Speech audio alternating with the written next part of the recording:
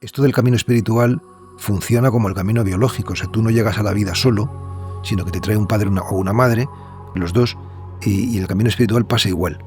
Es decir, que tú no naces a la consciencia solo, sino que te trae un maestro o una maestra.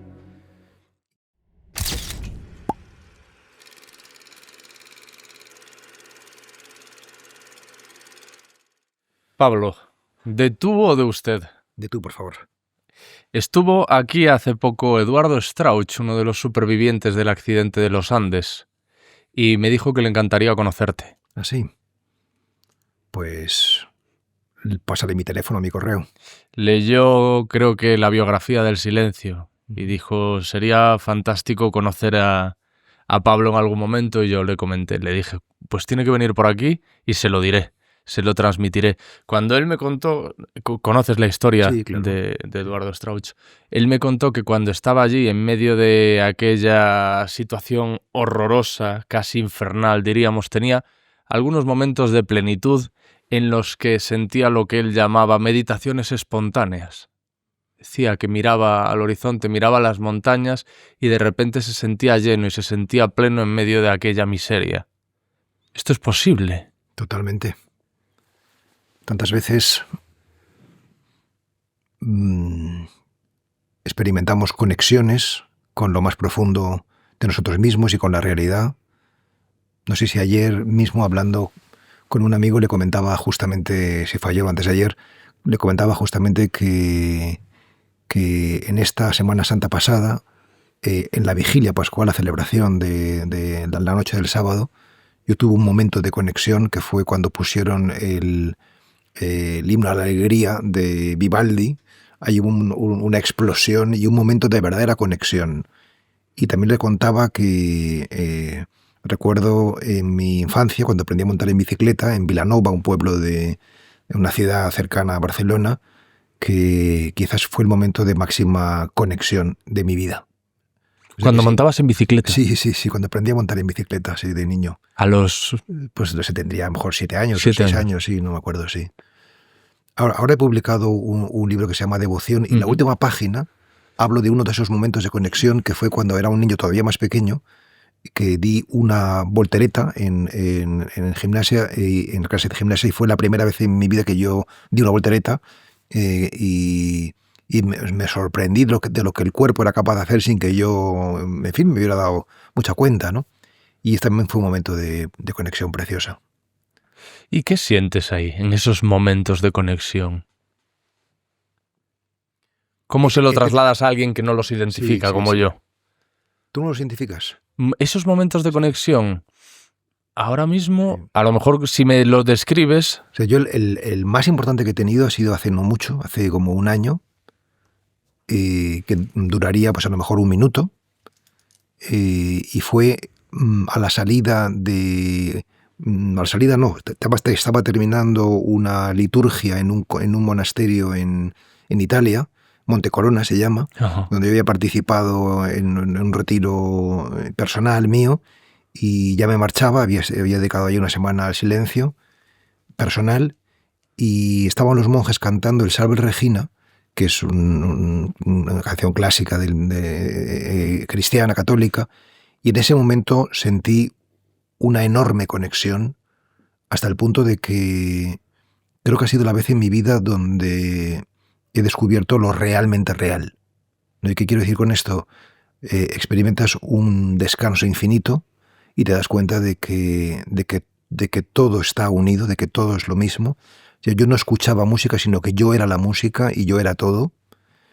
Y en fin, o sea que ahora puedo decir que conozco esto ya no solamente por segundos, sino por un minuto, vamos a decirlo.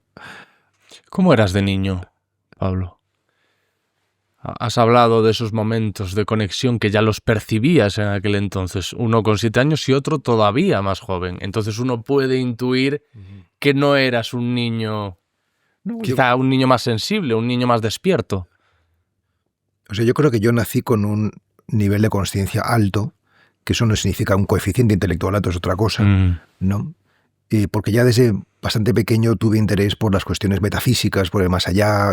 Yo era un niño bastante religioso, Aunque si ves fotos mías de niño, pues verás que tenía cara de pilluelo y, y bueno, pues en realidad era un niño malo, pero me hacía pasar por bueno. Esto sí que es así, ¿no? ¿Malo en Y, qué sentido? bueno, pues me gustaban pues, las travesuras y, por ejemplo, en el colegio pues iba con los que eran más traviesos, ¿no? Ajá. Aunque yo daba el pego a los profesores y les parecía que era un niño bueno, ¿no? Que en definitiva creo que esa ha sido un poco la historia de mi vida, ¿no? Pero te peleabas con otros niños. He sido poco violento, esa es la verdad. He sido una persona, cuando era un niño, pues en el fondo me parezco mucho como era ahora, con una dimensión social o sociable notable y al mismo tiempo pues con una necesidad también de intimidad y de soledad y de reflexión. Era un niño muy ordenado. Yo recuerdo, por ejemplo, el armario de los juguetes, mi hermano Luis y yo, pues él lo tenía totalmente desordenado Ujú. y yo en cambio tenía... Incluso utilizaba sus juguetes para no gastar los míos. Para no desordenar, ¿no? Sí. Para no desordenar, dice, voy a usar los tuyos. Y luego siempre fui muy disciplinado, no solamente ordenado, sino muy voluntarioso, muy determinado. En fin, un niño insoportable. No, no. Pero, ¿y de dónde crees que venían esos intereses que dices, que manifestabas ya entonces, por lo metafísico, por el más allá? ¿Crees que es algo temperamental o que es algo ambiental? Pues supongo que tiene un poco de las dos cosas. Y yo tuve una educación donde lo artístico tuvo un papel muy importante.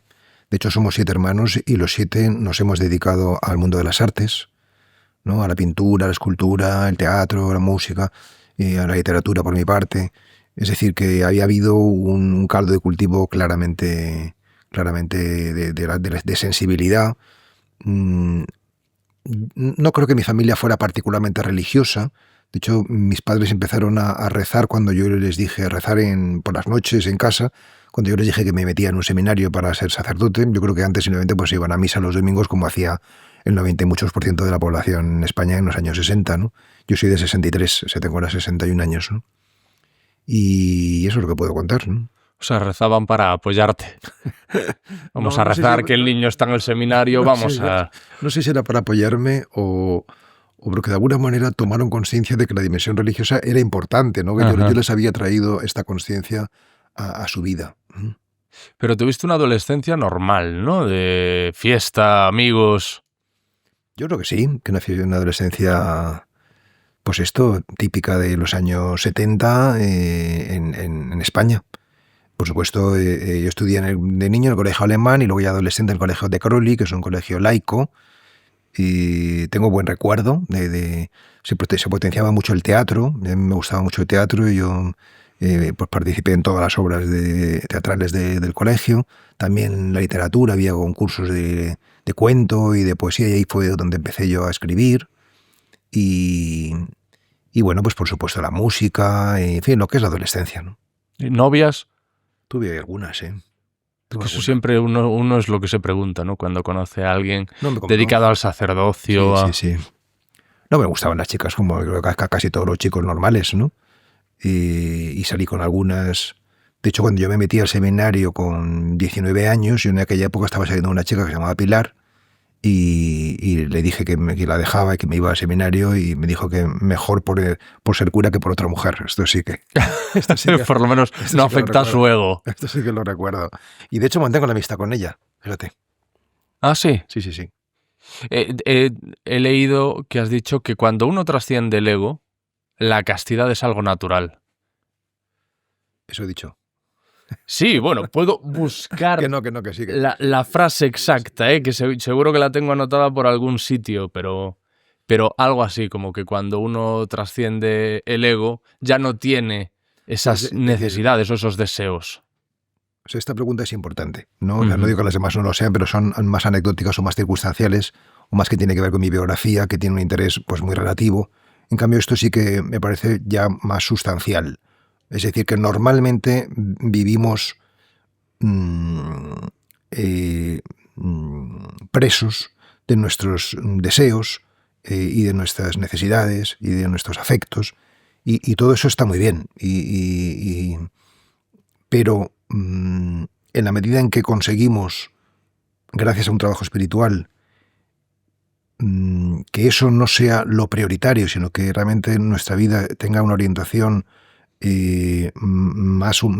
menos egocéntrica y más mundicéntrica, donde realmente entre todos y por tanto nuestro objetivo fundamental no es la satisfacción de nuestros deseos, sino el amor a la humanidad.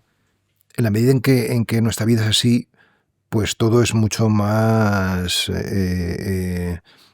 hay menos sufrimiento y hay mayor plenitud. Y yo no digo que viva así en un 100%, pero en un tanto por ciento suficientemente significativo para que, digamos, todas las necesidades más básicas o más tanto físicas como psíquicas no ocupen un primer plano en mi vida en este momento. No sé si te he respondido. Sí. Es decir, que podemos funcionar desde la mente y desde el cuerpo, o, por el contrario, desde el centro operativo del alma, desde el yo profundo, podríamos decir también, y entonces nuestra vida se convierte en algo en más significativa. Lama Rinchen Gyaltsen, al que tuve la oportunidad de conocer y con el que tuve la oportunidad de hablar, me decía que el no estar enfocado en ese tipo de deseos quizá más o necesidades más terrenales le permitía enfocar su energía en otras cosas que para él resultaban más provechosas. El asunto es cómo conseguir que tu foco esté en lo sustancial y no en lo menos sustancial, ¿no? O sea, yo he podido empezar a vivir así, o sea, con el ego más trascendido, en la medida en que realmente mi foco ha estado en Dios, en el Espíritu. Pero claro, llegar a ese punto es toda una historia. O sea, ¿cómo uno llega a eso? Pues fundamentalmente no identificándose con el cuerpo, con la mente, con los sentimientos, con las identidades.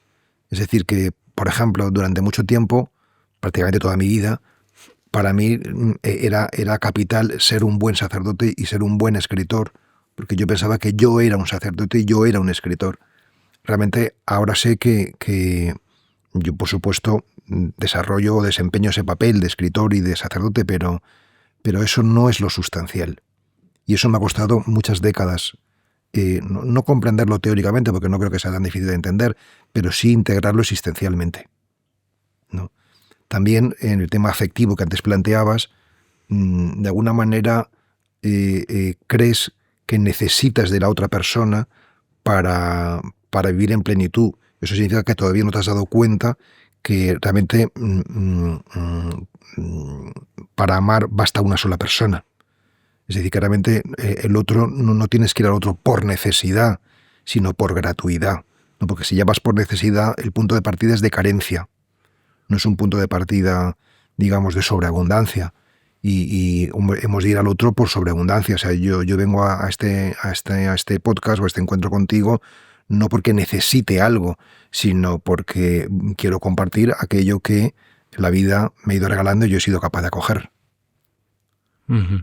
Cuando hablaba con esta persona, con este lama, la pregunta iba sobre todo más por los impulsos sexuales, porque hay un componente biológico en los impulsos sexuales, hay una necesidad hormonal de tener contacto con otra persona, y eso uno puede llegar a controlarlo o anularlo.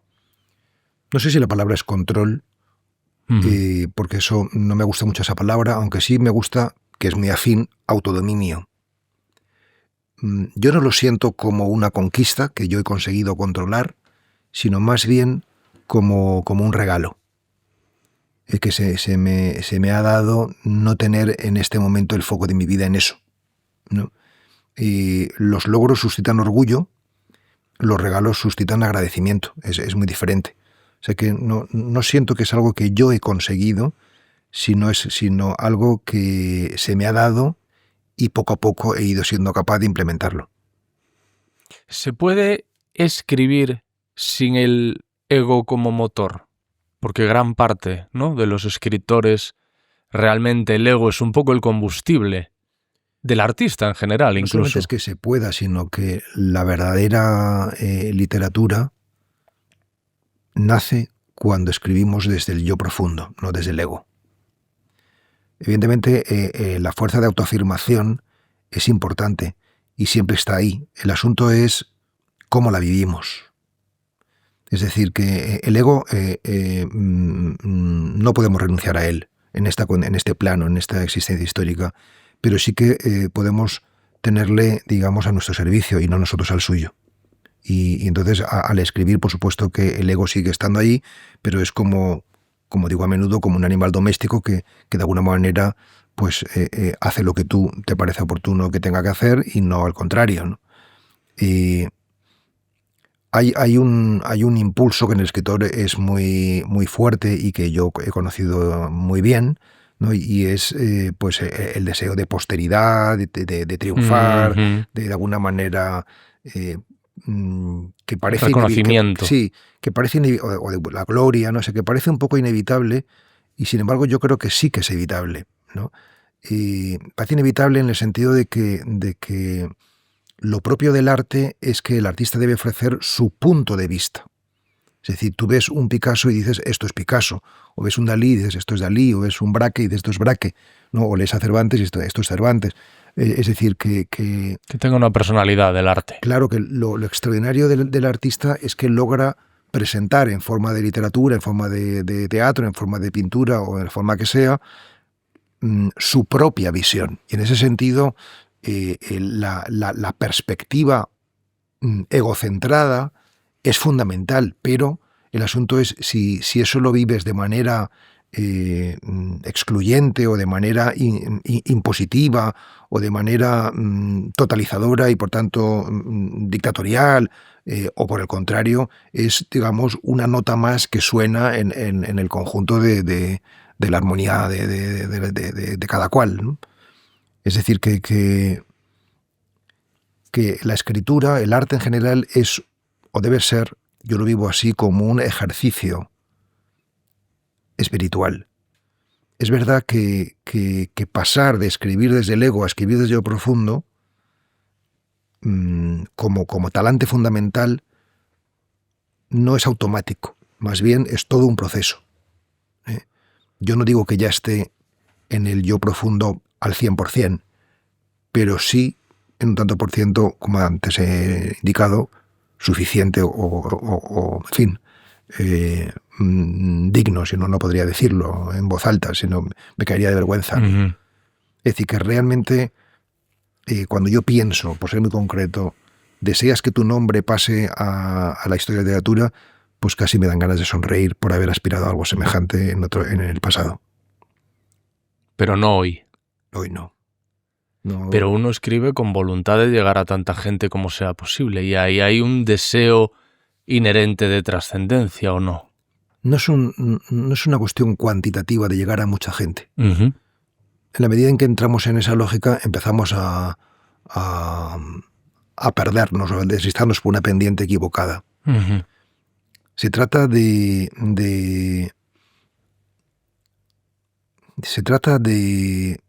tocar tu propio fondo, tu propia verdad. Y cuando eso lo consigues, que es de manera, o sea, casi siempre puntualmente y no de manera regular, eso automáticamente se hace muy universal, es decir, llega a mucha gente, ¿no? Y digamos que el llegar a mucha gente es una conclusión, o una consecuencia, mejor dicho. No es una premisa. Es decir, yo no quiero llegar a mucha gente, yo quiero llegar a mí mismo, ¿no? Y si realmente lo consigo, y en la medida en que lo consiga, llegaré a mucha gente. Es decir, que llegas a tanta más gente cuanto más hondo a ti mismo has llegado. Entonces podría ser un buen axioma. Uh-huh. Hace no demasiado organicé y conduje una tertulia acerca de la relación entre la creatividad, el arte creativo, la creatividad artística y la locura. Entre los tertulianos estaba la escritora Lucía Echevarría, el psiquiatra y escritor Pérez Rojo, y uno de los puntos que tratamos es que la escritura puede sanarte, puede ser terapéutica, pero también puede conducirte a la locura. Ujú. ¿Estás de acuerdo con esto? ¿Lo ves así? De hecho, uno de mis libros se llama Lecciones de ilusión, que no Ujú. lo hemos reeditado todavía, y el tema es locura y creación, porque todos mis libros tienen como un binomio detrás, y este es locura y creación. Y de hecho sucede en un sanatorio inventado, un poco homenajeando a Thomas Mann en La montaña mágica, Ujú. donde cada personaje encarna una de las posibles patologías del creador o del artista, del escritor en concreto. O sea, es una novela alegórica, eh, donde de alguna forma yo exorcizo mis propios demonios interiores, ¿no? Y algunos todavía se están verificando. Por ejemplo, este que estamos haciendo ahora mismo, porque de hecho hay un personaje que se hace autoentrevistas continuamente, ¿no? Y eso es lo que me está pasando a mí últimamente, que mucha gente pues me hace entrevistas, es decir, que estoy encarnando mis personajes, Ujú. lo cual verifica que literatura no es para contar lo que has vivido, sino lo que vas a vivir, para prepararte a lo que vas a vivir. Tiene este carácter profético, ¿no? O de prognosis, ¿no? De lo que va a acontecer. Sí, la literatura o la escritura creativa es un experimento con uno mismo, un experimento biográfico, y en ese sentido mm, puedes, puedes estar jugándotela, poniendo tu mente en un extremo. A mí me parece que el romanticismo ha hecho mucho daño en este sentido, ¿no? Y que muchos escritores y artistas en general han pensado que poniéndose a sí mismos en situaciones extremas, por no decir patéticas, pues luego iban a conseguir escribir una obra más o menos digna. Yo creo que eso no solamente puede traer consecuencias nefastas, y las ha traído, sino que realmente no se lo aconsejaría a nadie. Es decir, yo una de las cosas que aprendí siendo joven, y para eso escribí una novela que se llama Contra la juventud, precisamente, es no flirtees con lo oscuro. No juegues con fuego. Que es una pulsión del joven. Sí, y del inmaduro, aunque no sea joven. Ujú. ¿No? Es decir, en la medida en que, es decir, yo creo que la cautela, por supuesto también la osadía, pero no la temeridad, ¿no? La cautela es una virtud. Es decir, que hay que luchar las batallas que hay que luchar, y no hay que inventarse batallas ficticias porque vas a sufrir innecesariamente. Hay un libro también de Coetzee, el premio Nobel, que también se llama Juventud, precisamente, y habla de lo mismo que yo hablé en Contra la juventud, y solo leí yo después de haber escrito mi libro, ¿no? Y es como los jóvenes artistas pues buscan, o hemos buscado, cuando éramos incautos, pues experiencias límites, pensando que eso nos iba a alimentar la capacidad de ficcionar o tener unas experiencias más profundas. Es una torpeza. Es una Ujú. torpeza porque en realidad el mejor trabajo para ser escritor o para ser artista es una vida espiritual intensa. Es decir, la capacidad de ver en profundidad la realidad. O sea, esto es para hacer justicia a lo real.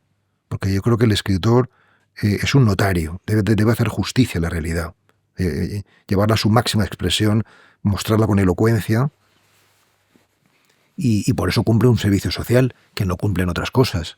Es decir, que la novela, que es a lo que yo me he dedicado durante toda mi vida, y el relato, sobre todo la novela, pues cuenta lo que solo la novela puede contar.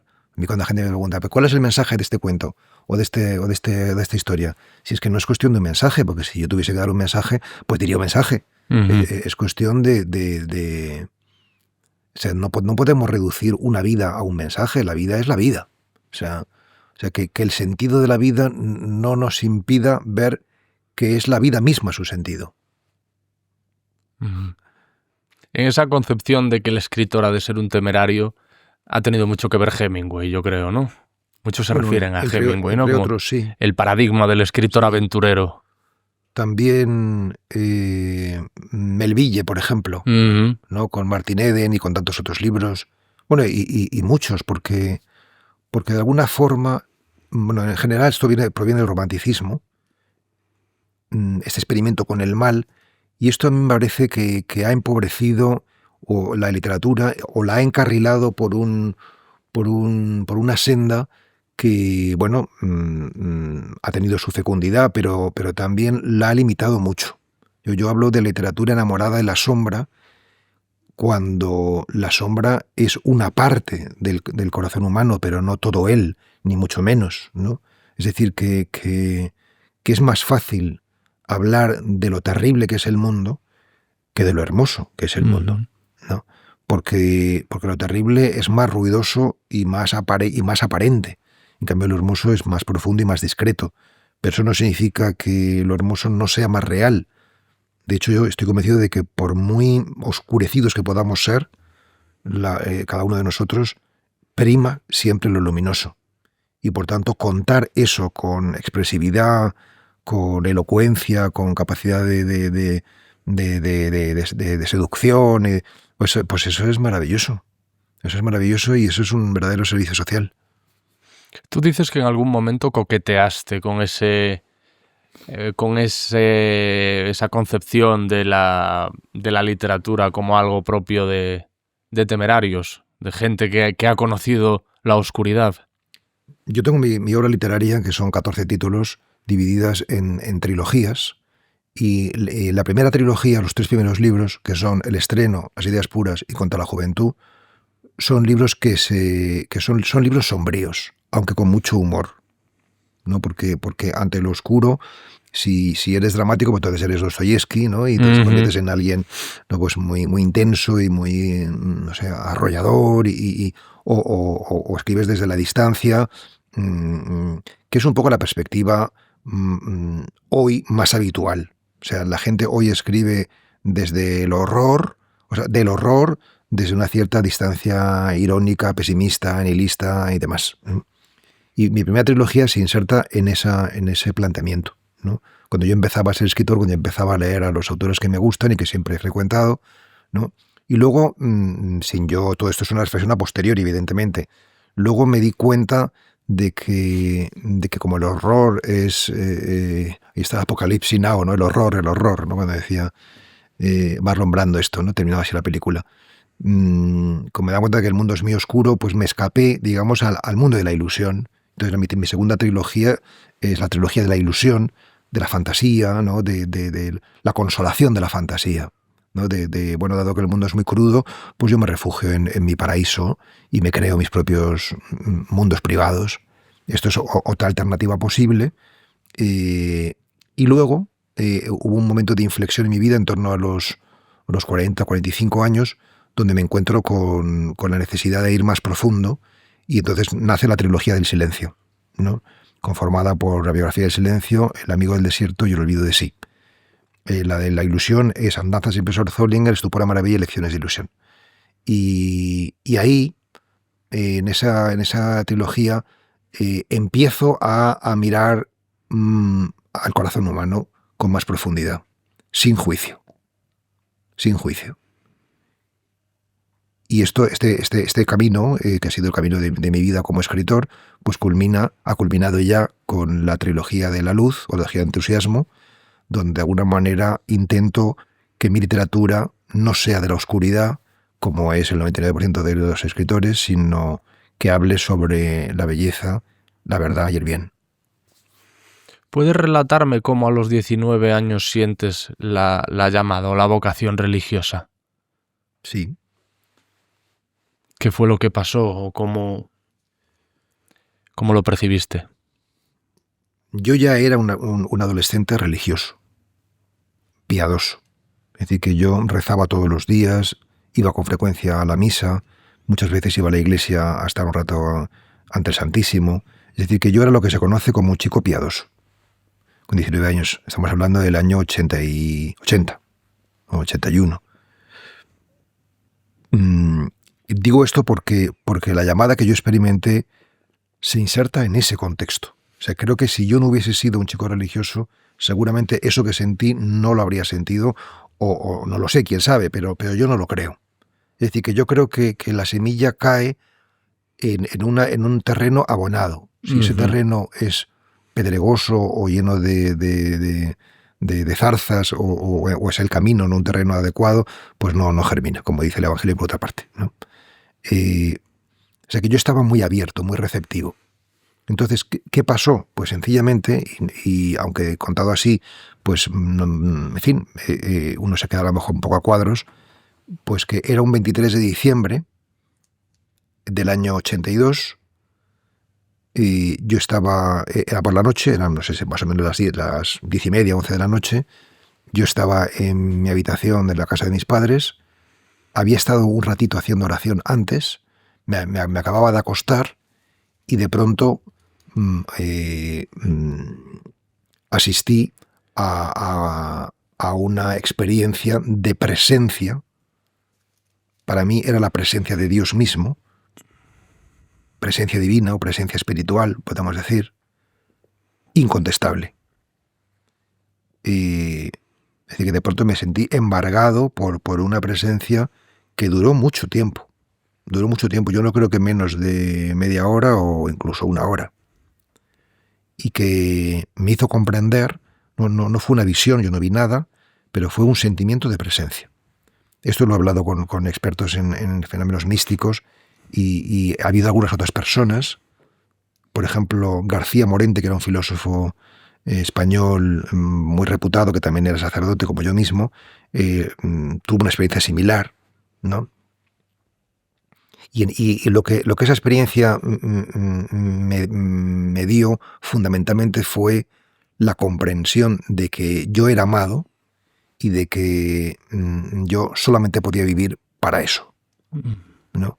Y a partir de entonces, pues mi vida se partió en dos, un antes y un después de esa experiencia, y toda mi vida posterior ha sido una respuesta a esa experiencia, ¿no? Lleno de ambigüedades, porque evidentemente no soy perfecto, sino bastante imperfecto, ¿no? Pero a la mañana siguiente yo acudí a la parroquia muy temprano en busca de un sacerdote para decirle que yo quería ser sacerdote, porque de alguna forma, aunque esa idea jamás había cruzado en mi mente hasta entonces, para mí era evidente que la única forma de poder vivir para esa presencia de Dios era siendo sacerdote. Evidentemente hay muchas maneras de haberlo vivido, pero yo lo entendí así. Y he dudado de todo en mi vida, pero de esa experiencia no he dudado nunca. De que fui agraciado con ese don, con esa llamada.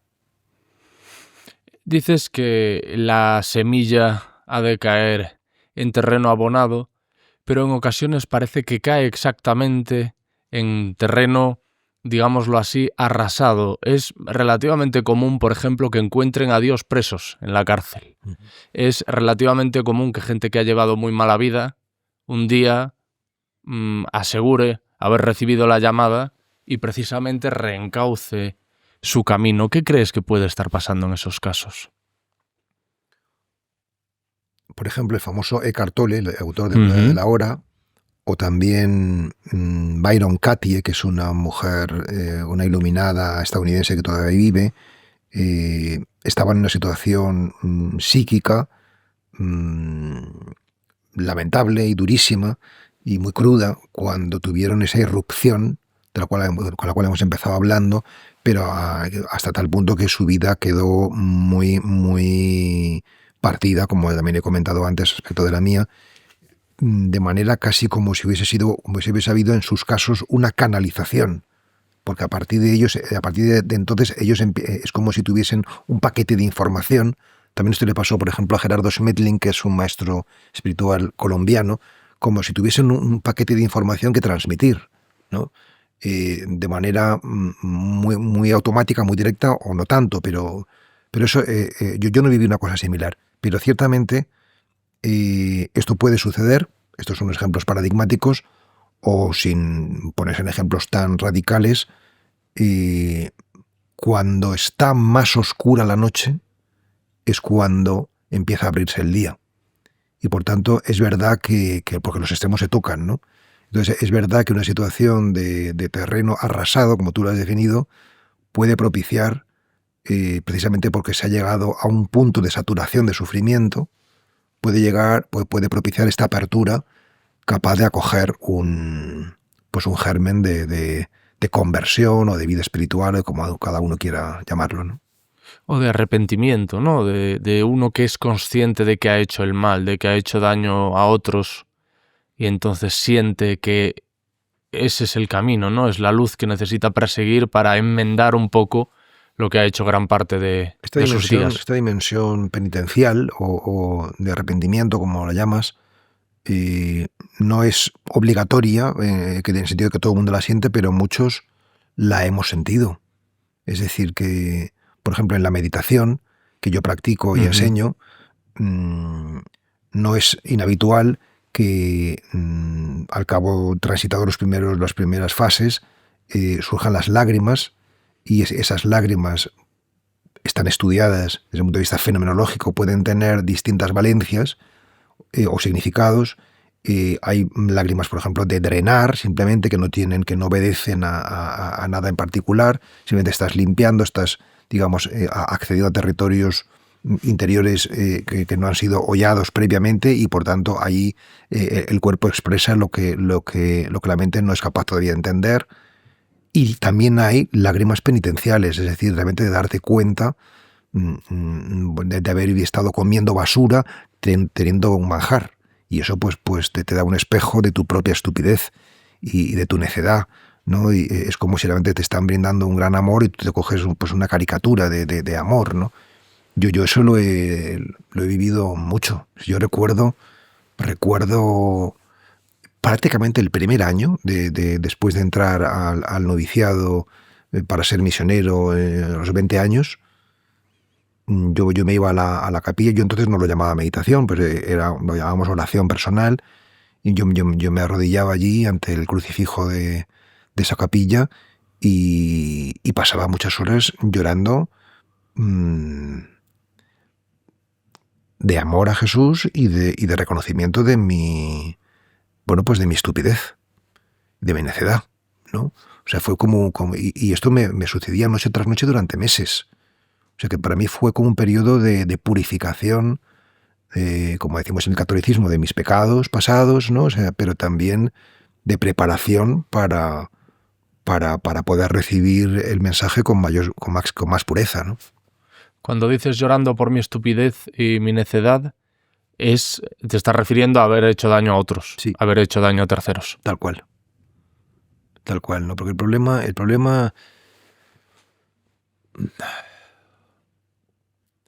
o sea, de verdad, los errores del pasado son necesarios, porque solamente aprendemos por su medio. Es decir, que el maestro es aquel que se ha equivocado mucho, porque solamente equivocándonos somos capaces de corregir.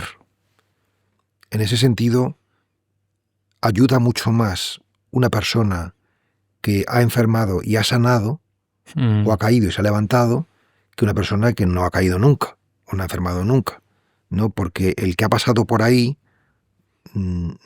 tiene la experiencia y, por tanto, cuando acoge a otro, puede hacerse cargo de lo que está viviendo.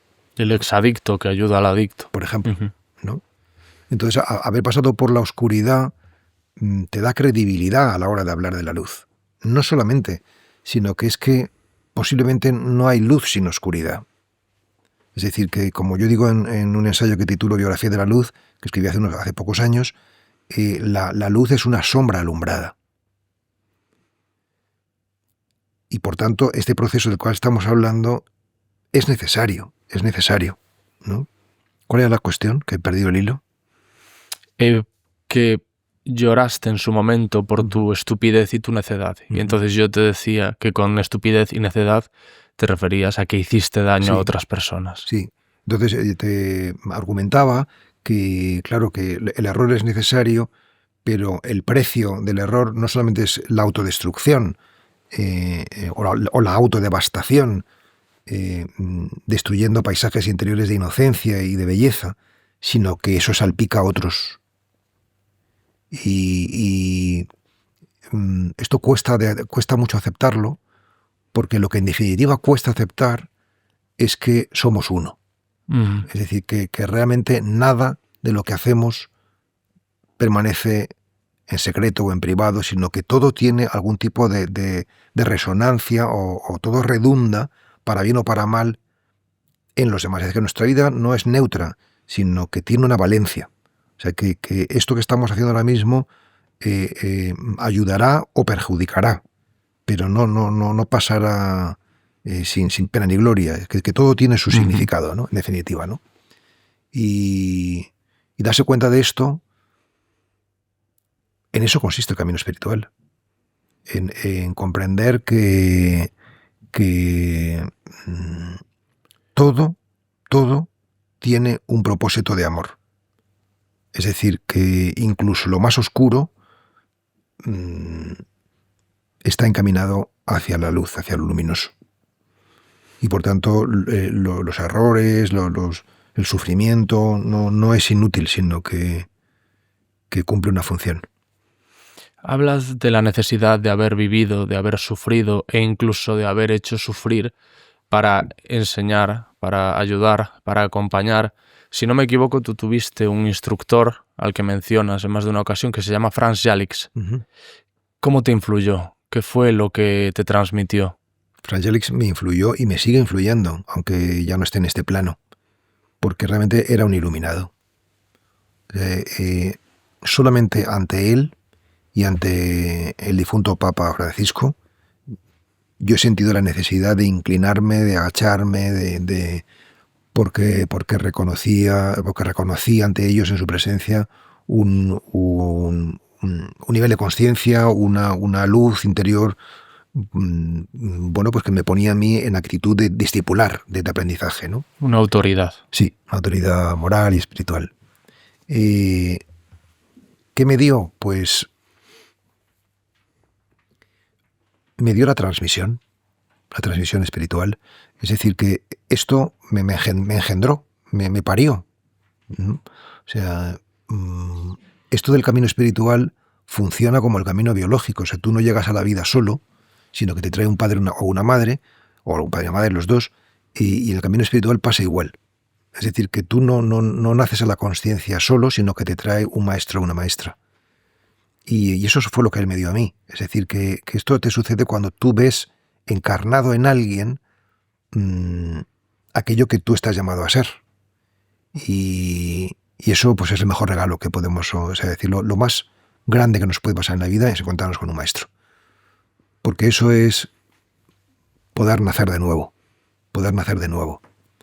Eso por decirlo en una patada. Luego me dio muchísimas cosas, como por ejemplo descubrir que en mi propia tradición, el cristianismo, hay el instrumental suficiente para hacer el camino interior y que por tanto no era imprescindible que yo estuviese frecuentando como frecuentaba en aquella época cuando le conocí el Zen, que desde luego es una tradición muy digna y llena de sabiduría, pero no deja de ser extraña a mi cultura y por tanto digamos que más difícil de entrar que en mi propia tradición religiosa, ¿no? No sé si es Lao Tse el que dice el maestro aparece cuando el alumno está preparado. Sí, no sé si es Lao Tse, pero es tal cual, sí. ¿En qué momento lo encontraste tú? Yo tenía 50 años, o sea, hace 11 años. Quiere decir que aunque mi camino espiritual comenzó en sentido estricto a los 20, aunque yo desde antes de jovencito ya tenía inquietud espiritual, pero vamos a poner con esa llamada el comienzo, a los 20 años, a los 19, tuvo que pasar una treintena, o sea, 3 décadas, para que yo me encontrase con Jalix. Me había encontrado antes con otras personas que yo también consideraba maestros, pero que realmente no me dieron la transmisión. O sea, no fue un nuevo nacimiento, aunque para mí su legado ha sido, bueno, me ocupó una década entera, ¿no? Empezar a poder digerirlo y comprenderlo e integrarlo. Pero es que el asunto, Jalix me enseñó a entrar en el silencio con el perfume cristiano. Porque claro, nosotros pensamos que el silencio es neutro, que da igual este silencio de aquí que este silencio de allá, pero no es así. O sea, no es lo mismo el silencio de una sangha zen que de una cartuja o que de un grupo de hinduismo vedanta. No es lo mismo en absoluto. Sino que los silencios tienen su aroma y están preñados. Y yo creo que yo no conseguí entrar en el silencio del Zen, aunque lo intenté durante prácticamente una década, porque me era demasiado extraño. Era demasiado extraño. Es como si tú vas a un continente que de pronto pues hace mucho frío. Entonces, bueno, pues aunque sea un continente muy hermoso, pero hace mucho frío para ti, ¿no? Y no estás hecho para ese no estás continente. hecho para ese continente, tal cual, ¿no? Y o sea, yo lo que me produce un enorme estupor es comprender cómo es posible que durante 7 años, casi 8, yo estuviera sentándome todos los días haciendo zazen sin obtener, digamos, desde el punto de vista emocional o sentimental, pues ningún tipo de compensación o de fruto, ¿no? Y sin embargo, con una especie de tenacidad militar, pues yo seguí acudiendo a esa cita diaria. A mí comprender esto me resulta, o sea, solamente lo entiendo por gracia de Dios, que de alguna forma, en esa forma, pues Dios me estaba preparando, ¿no? para lo que vendría después. ¿En aquel momento eras consciente de que no te estaba compensando?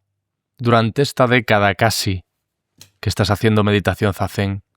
O sea, yo no veía ningún fruto ni personal ni social, es decir, ni dentro ni fuera. O sea, no me veía menos reactivo, más amoroso, no veía frutos en mí y tampoco veía particulares frutos pastorales o sociales, que tú veas que la gente pues te pide ayuda o que tú, en fin, pues tienes algún tipo de resonancia en otras personas.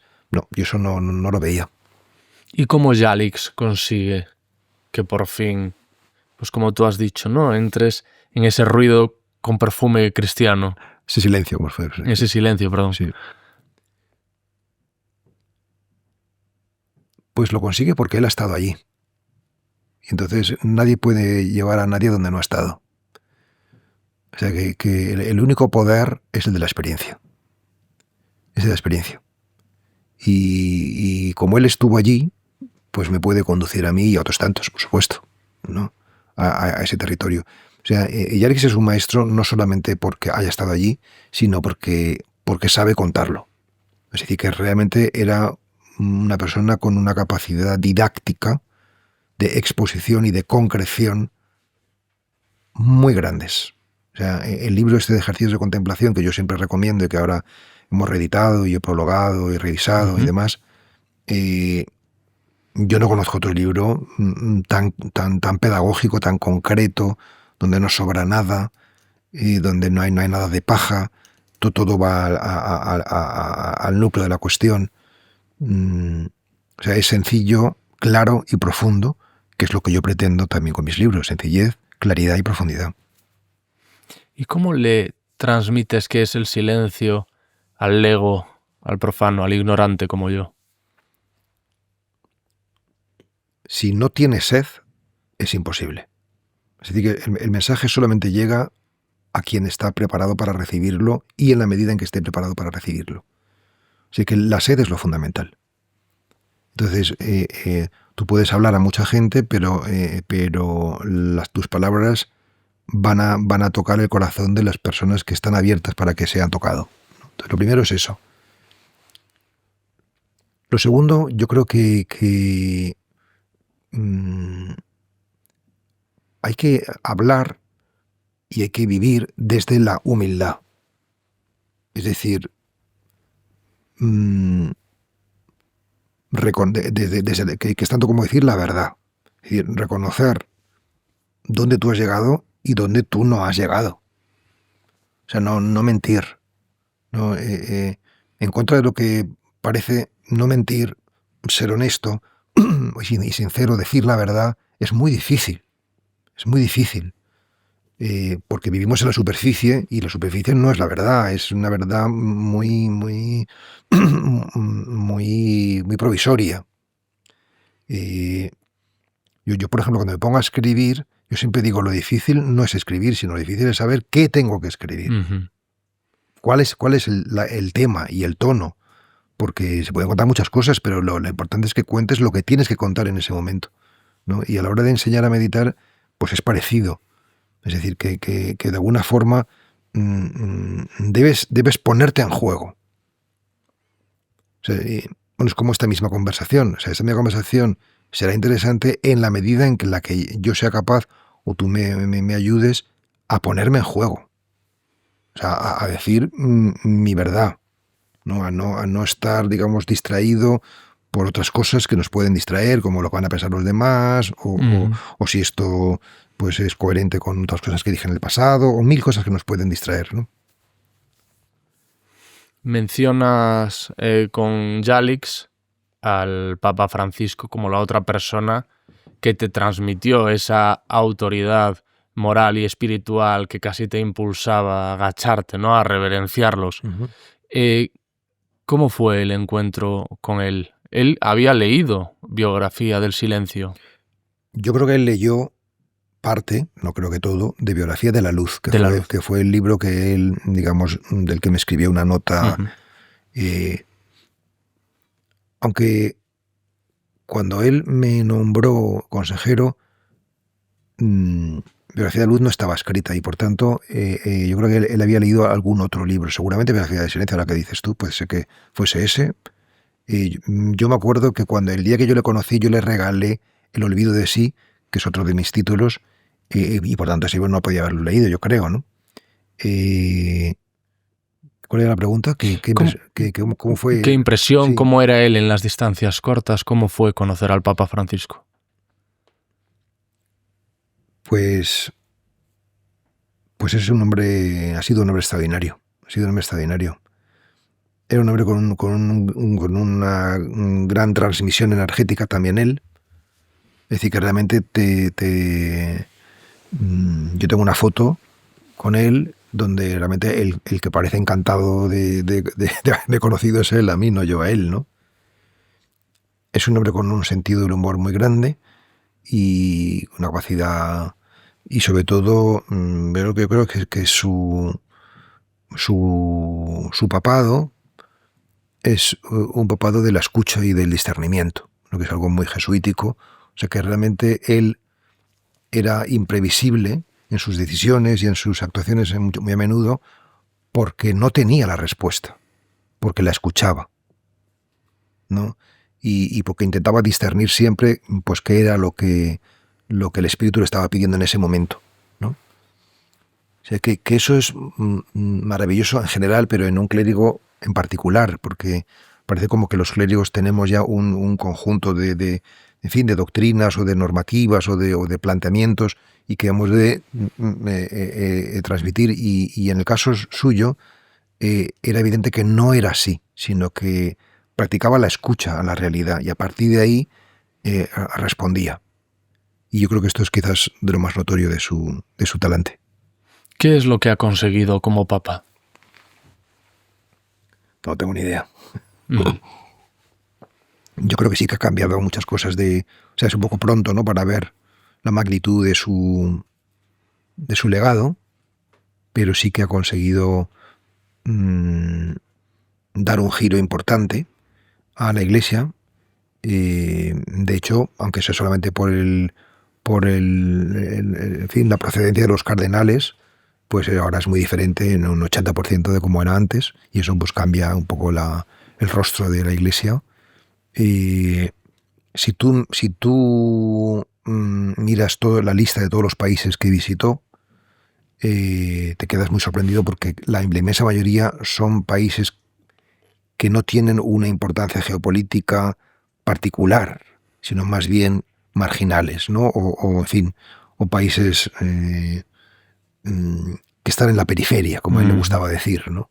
Para mí es el Papa de la periferia, en el sentido de que ha querido descentralizar la Iglesia y descentralizar la política, o sea, poner el foco en las periferias, no siempre en donde solemos ponerlo, y en ese sentido pues es profundamente evangélico, ¿no? Porque pone a los últimos, a los olvidados, en el centro, ¿no? O sea, cuando, por ejemplo, visitó Mongolia, que es un país con mayoría budista, pero no sé si es que creo que hay como 1.500 católicos, o sea, nada, ¿no? Y sin embargo no dudó en a lo mejor precisamente por eso. Claro, no, por eso fue, sin ninguna duda, ¿no? Y otros países como el suyo propio o España, pues a lo mejor no los ha visitado porque ahí no son periferias, que es lo que a él le interesaba. Yo creo que ese Papa pasará por esto, ¿no? Porque nos ha descentralizado. Y luego también quizá porque, aunque yo desde luego no soy un vaticanista ni un experto en absoluto en Papa Francisco, pero porque ha logrado, si siendo un Papa social, ha trabajado mucho en la reforma de las estructuras internas de la Iglesia, ¿no? A ti te han criticado mucho por reconocer tus influencias orientales. ¿El Papa qué opinaba de ello? No lo sé. Nunca hablé con él de este asunto y no lo sé, pero yo sé que otros sacerdotes, por ejemplo el propio Yalix tuvo una influencia oriental fuerte. De hecho, él durante muchos años, más de una década, incluso a lo mejor 2, viajaba a la India cada año a un ashram de meditación, y sin embargo esto él no lo contó nunca públicamente, ni tampoco dejó constancia escrita en su libro que él aprendió también de fuentes orientales, ¿no? ¿Por qué actuó así?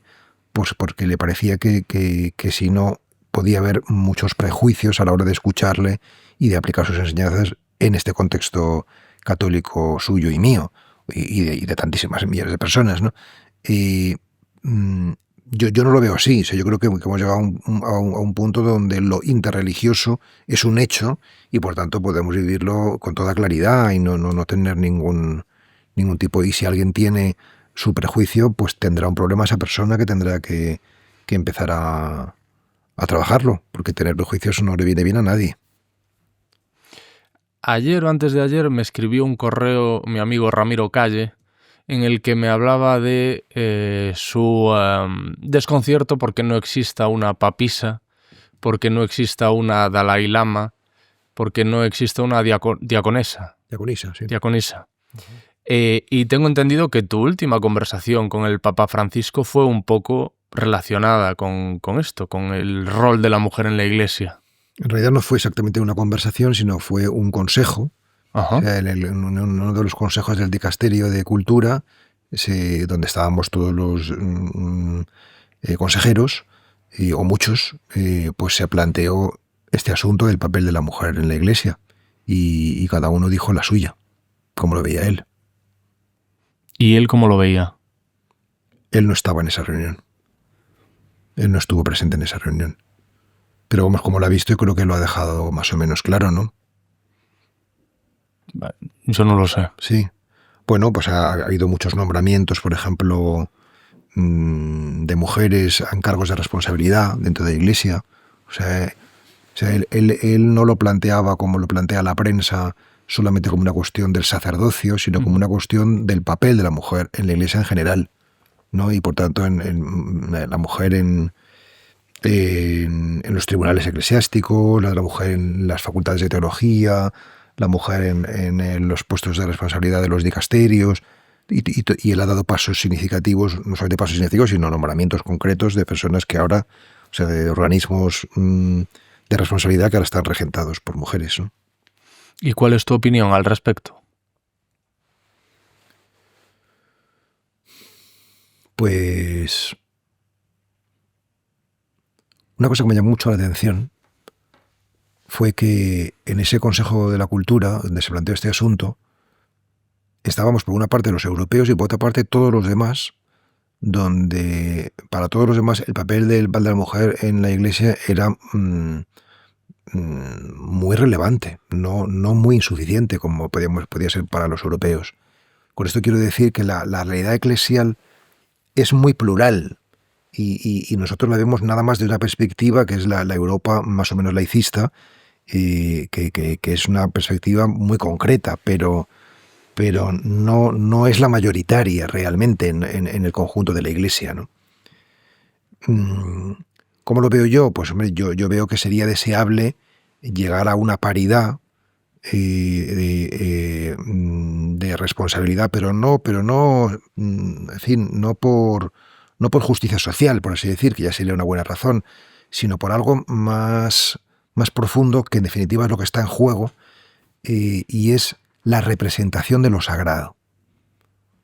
O sea, el sacerdote es un representante de lo sagrado en nuestra cultura y en el planteamiento eclesial cristiano.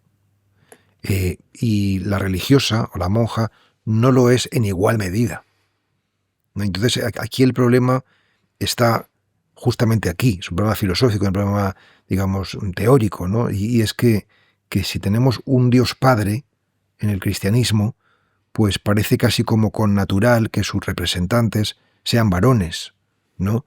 Y aunque pueda parecer un vínculo demasiado literal, pero es que funcionamos así, ¿no? Y de hecho, yo mismo, que cuando tenía 30 años estudié en Viena durante un año haciendo cursos de doctorado, cuando fui por primera vez a un templo protestante y vi presidir una Eucaristía y consagrar a una pastora, a mí me impactó la imagen de una mujer en el altar partiendo el pan. No te impactaría si no hubiera una visión masculina de la representación de lo sagrado. O sea, que esta es la cuestión de fondo, ¿no? Luego ya cómo articularlo. O sea, nosotros siempre lo leemos en clave puramente, pues no sé, de feminismo o no feminismo, como si fuese una cuestión de ser progresista o ser conservador. Sí, ideológica. Ideológica, exacto. Y para mí esa no es la clave, es una clave muy superficial. Es decir, que yo creo que el asunto no es si las mujeres pueden o no ser sacerdotes, sino que eso es una cuestión posterior y secundaria. Para mí la cuestión es cómo hacer para que los distintos ministerios o trabajos o tareas en la Iglesia no se consideren inferiores o superiores. O sea, que no es más ser sacerdote que no sé, que ser profesor de teología o que ser catequista. Abolir las jerarquías de algún modo. Catequista de niños, ¿no? Sino que cada uno tiene su ministerio y tienen igual dignidad. Uh-huh. Es decir, que nosotros pensamos que ordenando a las mujeres sí va a acabar ese problema, pero ese problema no se va a acabar ordenando a las mujeres, sino se va a acabar cuando realmente no haya una jerarquía de considerar más a un sacerdote que a un laico o que a un consagrado religioso. Ese es el problema. Por tanto, lo estoy intentando contextualizar en un contexto más amplio para que se entienda bien dónde está y en definitiva ese es el clericalismo que también denuncia el Papa Francisco. Pensar que el cura es superior al laico. ¿Y qué le pedirías al nuevo Papa, Pablo? Si el nuevo Papa contactase contigo. Yo quiero aquí romper una lanza y decir, antes de que tengamos nuevo Papa, que el nuevo Papa será Tolentino. Esta es mi apuesta que quede en público dicha para decir, este tipo lo adivinó o lo sabía. Sí, pues hace poco hablaba con Eric Fratini y decíamos que nunca es el Papa que la gente espera. O sea, siempre Tolentino es una sorpresa. Tolentino es un cardenal portugués que yo conocí personalmente porque entramos en el Vaticano juntos en el mismo día, los dos como sacerdotes capellanes universitarios, y él hizo carrera eclesiástica y yo evidentemente no. Dios tuvo esa fortuna, ese buen tino, ¿no? Y yo creo que sería un papa extraordinario porque sería un papa poeta. Es decir, él es un gran poeta, un hombre muy sensible al mundo del arte y nos daría una visión pues diferente. ¿Y qué le pedirías a Tolentino para su pontificado? ¿Pedirías o incluso recomendarías? Sí, para mí lo más importante en este momento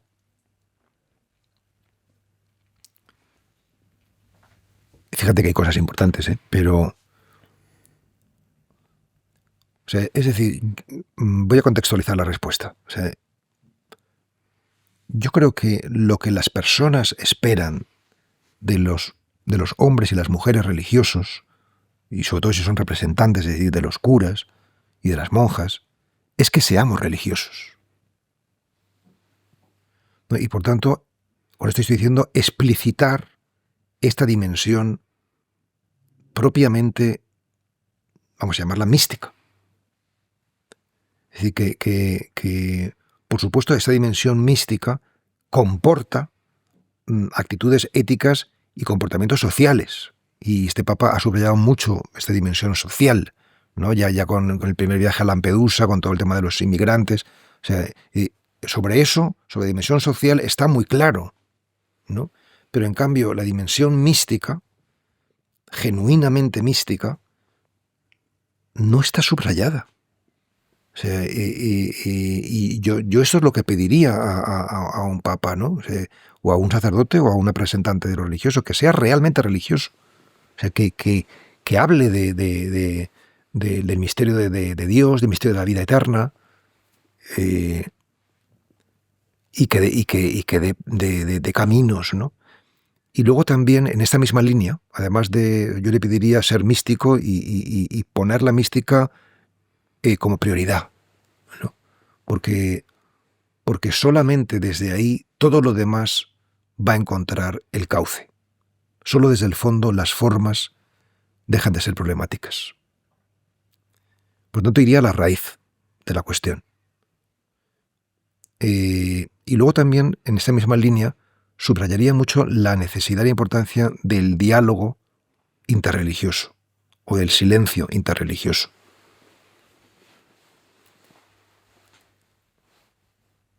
Pero, es decir, si realmente todas las personas religiosas de la humanidad nos uniéramos, el poder sería brutal. El poder sería brutal porque la inmensa mayoría de la humanidad cree en Dios. O sea, los que no creen en Dios son una minoría absoluta, ¿no? Y porque realmente, aunque haya formas distintas, lo que nos une es infinitamente más poderoso.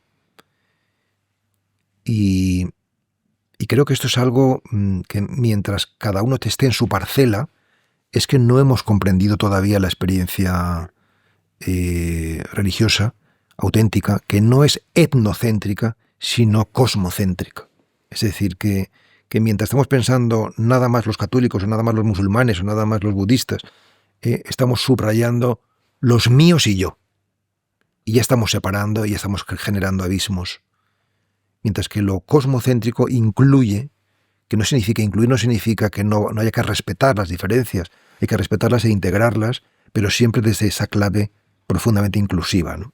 Esto es lo que yo creo que habría que poner sobre el tapete como prioridad. ¿Y crees que podrían convivir en paz todas esas religiones con sus diferencias? Algunas muy marcadas. Creo que la paz es posible. Pero solamente será posible socialmente si la conseguimos en nuestros corazones. O sea, creo que es posible porque yo he visto en mí mismo y en algunas personas que hemos caminado hacia la paz.